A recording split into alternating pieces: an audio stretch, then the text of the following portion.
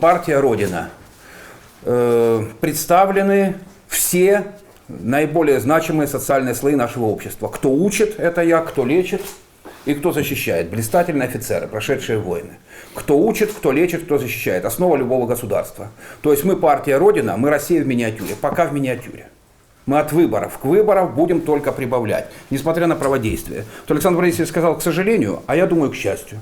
Потому что если нам противодействуют, значит нас боятся. Значит, есть кому противодействовать, есть за что.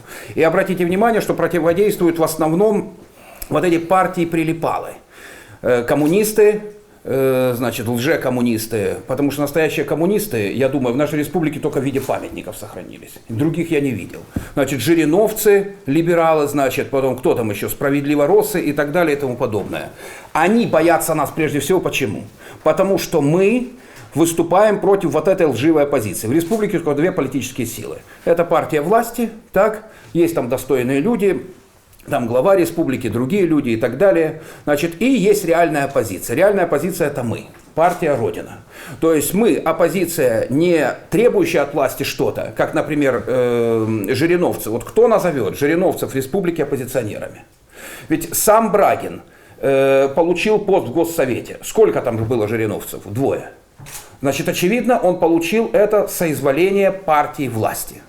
Так? Дальше. Он имеет огромный бизнес, он миллиардер. Понятное дело, что бизнесом удобнее заниматься, если ты дружишь с властью.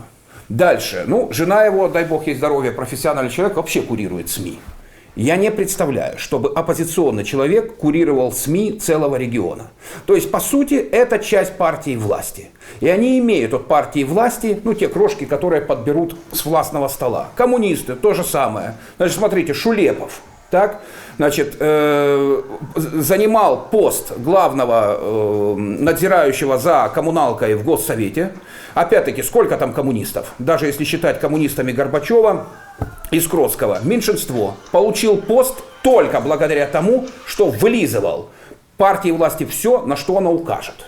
Понимаете? Эсеры то же самое. Там, по-моему, единственный более-менее независимый кандидат это вот эта стриптизерша. Она далека от политики, значит, и, очевидно, она еще, так сказать, не заморалась, значит, тесным сотрудничеством с партией власти. Но этого маловато для партии, которая претендует на представительство в парламенте региональном. Поэтому мы единственная оппозиция. Значит, мы оппозиция, состоящая из просвещенных государственников. В нашей партии представлены многие национальности. Нашей республики, России. По сути, мы Россия в миниатюре не только в социальном плане, но и в национальном плане. Представлены представители разных конфессий, то же самое. И мы, понимаете, представляем собой людей, которые не просто критикуют. Нам ничего от власти не нужно.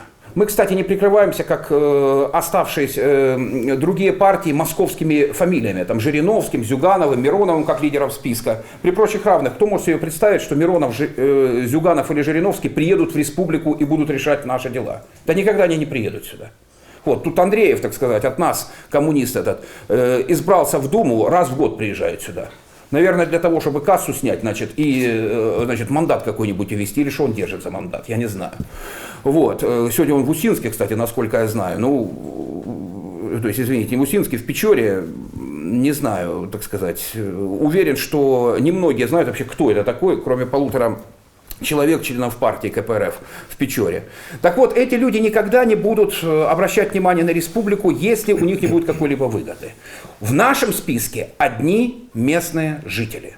То есть мы в республике живем, мы в республике работаем, и мы заинтересованы кровно в том, чтобы республика процветала. Это еще один довод в пользу того, чтобы голосовать за партию Родина, а не за вот эти вот фейковые, так сказать, клоунады, которые устраивают жириновцы, коммунисты и справедливороссы. Далее я что хочу сказать. Я хочу сказать, что против нас действительно, так сказать, использовались все, ну, разве что убийств не было. Тьфу-тьфу-тьфу. Вот. Хотя есть еще несколько дней. Тут ничего нельзя исключать. Значит, вот тот же Брагин. Оплаченные ролики. Вот меня коллеги поправят, если я скажу что-то не так. Оплаченные ролики. То есть он деньги взял, за то, чтобы на своих оппозиционных каналах, в кавычках оппозиционных, прокручивать ролики партии Родина, но без моего участия. Но деньги взял. Вот типичный подход фейковой оппозиции. Хапнуть, потом сделать невинное лицо.